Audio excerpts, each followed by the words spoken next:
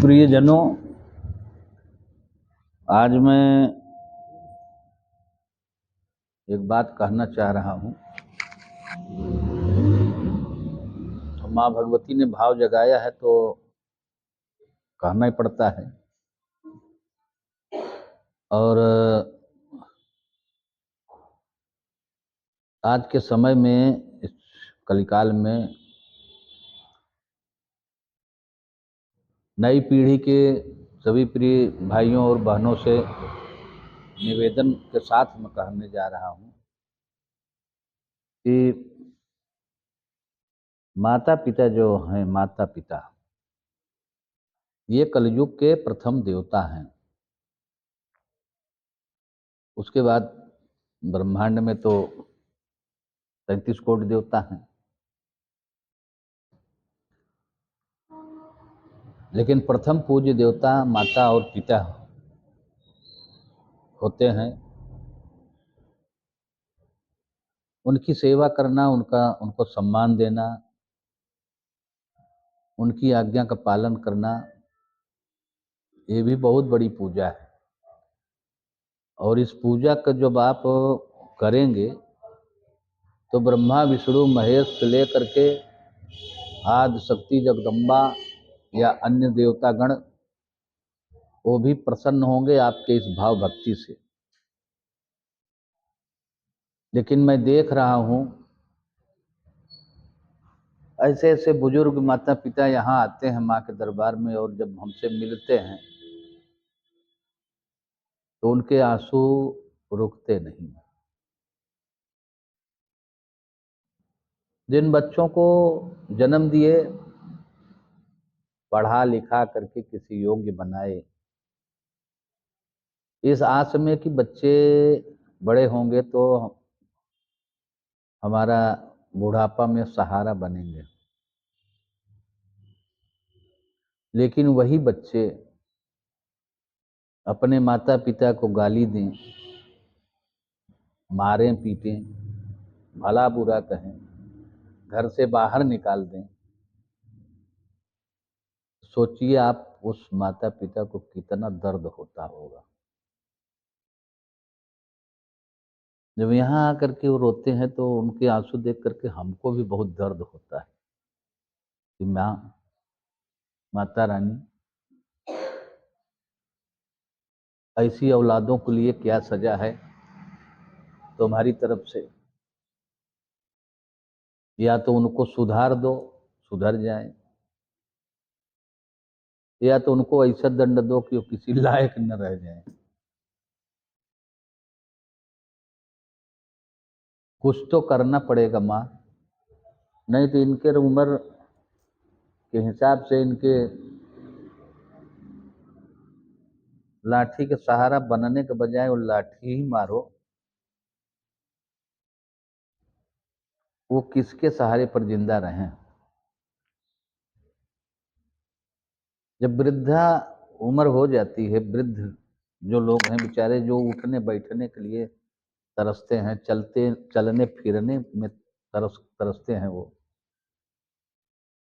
अगर उस उम्र में उनका कोई सहारा नहीं कि हाथ पैर पकड़ करके उठा दो, उठो पिताजी, उठो माँ, थोड़ा पकड़ करके टहला दो, या बाथरूम जाना हो, या जो भी सेवा भाव है, नाश्ता पानी वगैरह जो भी है, उनको समय से मिले और समय से उनका सेवा हो, कार्य हो, तो उनको बड़ी प्रसन्नता होती है। फिर उनके मुख से दुआ निकलती है कि भगवान हमारे बच्चे को लंबी उम्र देना। तरह तरह की क्या क्या सोचते हैं बच्चों के लिए। और वही बच्चे अगर मान लें उनको दर्द दें, ये बहुत बड़ा पाप है और बहुत बड़ा अन्याय है। मैं सभी परिजनों से यही निवेदन के साथ मैं कहूँगा कि भाइयों, यहाँ कोई अमृत का घड़ा पी करके नहीं आया है।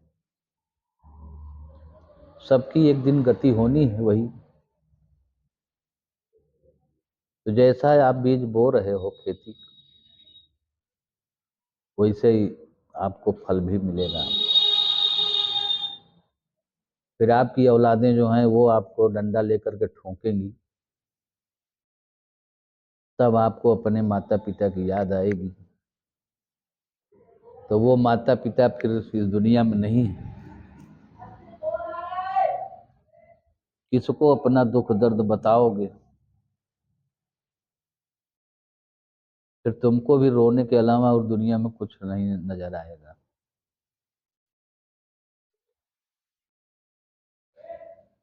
यही दर्द सहने पर लोगों को हार्ट अटैक हो जाता है। फुर्सत। तो ऐसा दर्द माता पिता को नहीं दीजिए। जब तक वो हैं, उनका जब तक जीवन है तब तक उनकी सेवा भाव करिए। और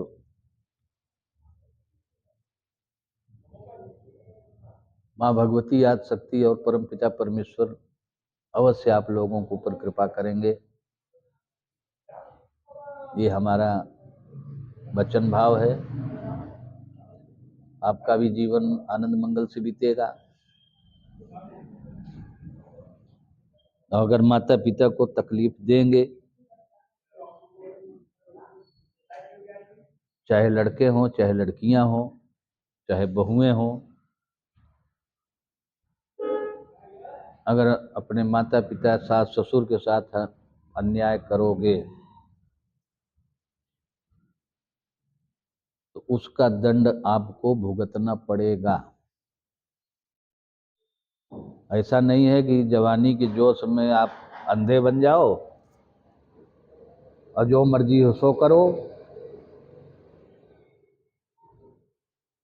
तो कितने दिन तक करोगे? 10 साल, 15 साल, 20 साल, 25 साल, जब तक माता पिता हैं तभी तक तो करोगे ना। वो नहीं रहेंगे तब तक तुम्हारे भी बच्चे डंडा ठोकने के लिए तैयार हो जाएंगे।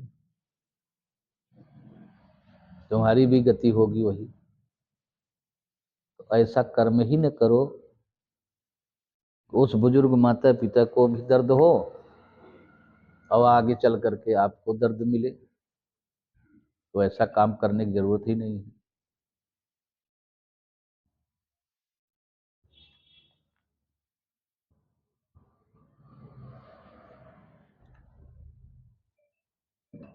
इसलिए हर तरह के दुखिया आते हैं। कोई अपनी बहुओं से परेशान है, कोई अपने लड़के से परेशान है, कोई अपनी लड़की से परेशान है। सबके दर्द सुनता हूं तो मेरा अपना दर्द गायब हो जाता है। जो रात भर जागता हूँ पूजन पाठन में, दिन में बैठ करके भक्तों की समस्याओं को सुनता हूँ, उस समस्या को सुनते सुनते अपनी जो दर्द है, अपना जो थकान है, अपना जो शरीर को कष्ट मिलता है, सब गायब हो जाता है। और माँ से कहता हूँ कि माँ, अब इनसे तो लाख गुना अच्छा हूँ। मेरे भी माता पिता हैं। पिताजी तो अभी खत्म हो गए बेचारे,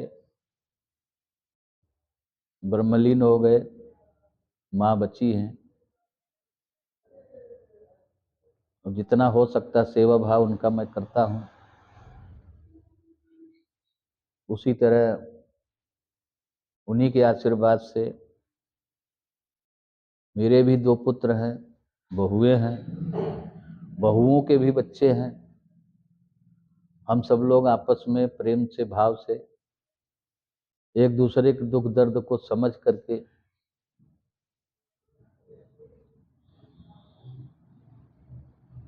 लगे रहते हैं। बच्चे भी पूछा करते हैं कि पिताश्री कोई कष्ट हो तो बताइएगा। तो हम कहते हैं बेटा सब माँ की कृपा है, जब माँ है तो कोई कष्ट नहीं, तुम लोग आनंद मंगल से रहो। वो सब अपने अपने काम धंधे में लगे हैं, हमको तो माँ की सेवा में लगे रहना है। और माँ की सेवा करता हूँ, एक रोटी मिल गया खा पी लिए, कोई हाई है किचकिच नहीं है। जो कुछ है माँ है, हर पल माँ के शरण में हूँ, हर पल माँ को याद करता हूँ। जो भी संकट बाधाएं आती हैं माँ सब दूर करती है, इसलिए कोई टेंशन नहीं। तो कार्य वो करो जो टेंशन न पैदा करे। अब टेंशन में रहोगे, गाड़ी घोड़ा चला रहे हो, कहीं ले जा करके भिड़ा दोगे तो तुम्हारी गति क्या होगी तो परमात्मा जाने। इसलिए अपने दिमाग को फिट रखो। घर परिवार में जो समस्याएं हमें बैठ करके प्रेम से भाव से आपस में समझो, समझ बूझ करके उस समस्या का निदान करो।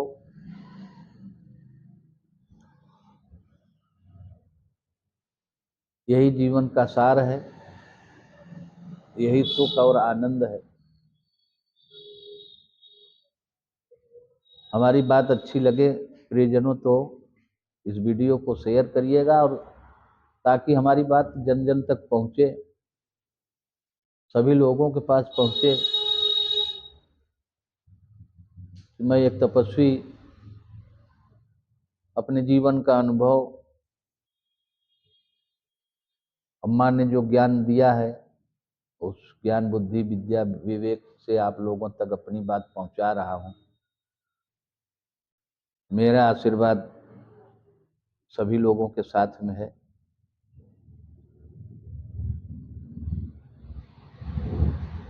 एक बार प्रेम से बोलिए जय कामाख्या मैया की, जय हो आनंदमयी माँ, जय हो दुख हरणी और जय हो सुख कारणी। सर्वेश्वरी माता की जय हो, जय हो माँ।